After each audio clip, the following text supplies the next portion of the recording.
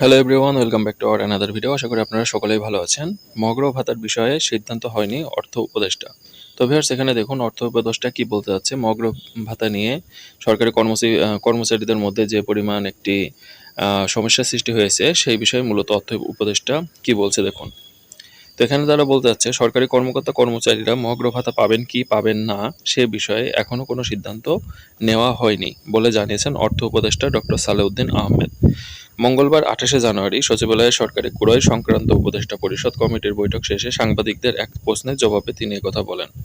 মগ্র ভাতার বিষয় থেকে সরকার সরে আসছে কিনা এমন প্রশ্নে উপদেষ্টা বলেন, মগ্র ভাতার ঘোষণা কে দিল, কে ঘোষণা দিয়েছে আমি জানি না। তখন অর্থ মন্ত্রণালয়ের কাছে আসলে তারপরে সিদ্ধান্ত দেব কি দেব না, তারপর ঘোষণা দেব।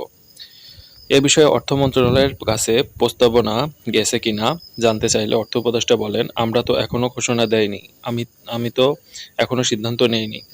সম্প্রতি 14.5 লাখ সরকারি চাকরিজীবীদেরকে মূল বেতনের সর্বনিম্ন 10% থেকে সর্বোচ্চ 20% হারে মগ্র ভাতা দেওয়ার খসড়া প্রস্তুতি করলেন অর্থ বিভাগ। তবে ইতোমধ্যে পাওয়া সরকারি চাকরিজীবীদের বাড়তি ৫% বার্ষিক বৃদ্ধি ইনক্রিমেন্ট বাদ দেওয়ার সুপারিশও করা হয়। অর্থ বিভাগের হিসাবে এটি বাস্তবায়নের এক অর্থবছরে বাড়তি খরচ হবে অন্তত ৫,০০০ কোটি টাকা। অর্থ বিভাগের খসড়া প্রস্তাবে ব্যয় কিছুটা কমাতে ১১ থেকে ২০তম গ্রেডের কর্মচারীদের সর্বোচ্চ ২০% ভাতা দেওয়ার পরিকল্পনা থাকলেও প্রথম থেকে দশম গ্রেডের কর্মচারীদের ১০ বা ১৫% হারে ভাতার বিষয়টি আলোচনায় ছিল। এক্ষেত্রে প্রথম থেকে দশম গ্রেডে ১০% দেওয়া হলে ৫,০০০ কোটির কিছু বেশি টাকার প্রয়োজন ছিল।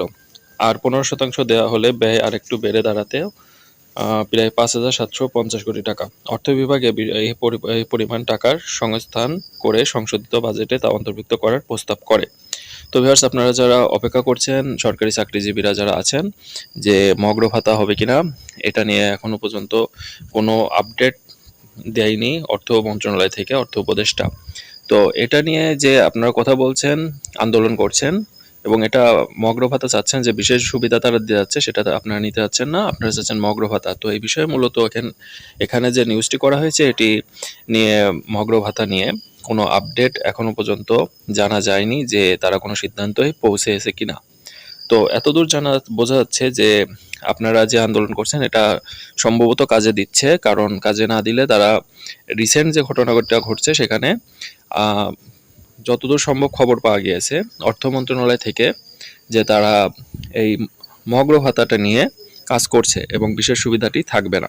এটাই যতদূর সম্ভব এটা হতে পারে, হওয়ার সম্ভাবনাটাই বেশি। কারণ এটা না করলে সরকারি কর্মচারী যারা আছে তাদের অনেক প্রবলেম হয়ে যাবে, তাদের ইনকাম সোর্স থেকে অনেক সমস্যা হয়ে যাচ্ছে। সো আশা করা যাচ্ছে খুব দ্রুতই মগ্র ভাতার আপনারা যেটি দাবি করেছেন সেটি বাস্তবায়ন করা হবে। তো ভিউয়ার্স, এতক্ষণ আমাদের সাথে থাকার জন্য আপনাদেরকে অসংখ্য ধন্যবাদ। যারা চাকরি রিলেটেড খবরাখবর সবার আগে পেতে চান তারা অবশ্যই আমাদের চ্যানেলের সাথে থাকবেন, এবং যারা নতুন দর্শক আছেন তারা অবশ্যই আমাদের চ্যানেলটি সাবস্ক্রাইব করে পাশে থাকবেন।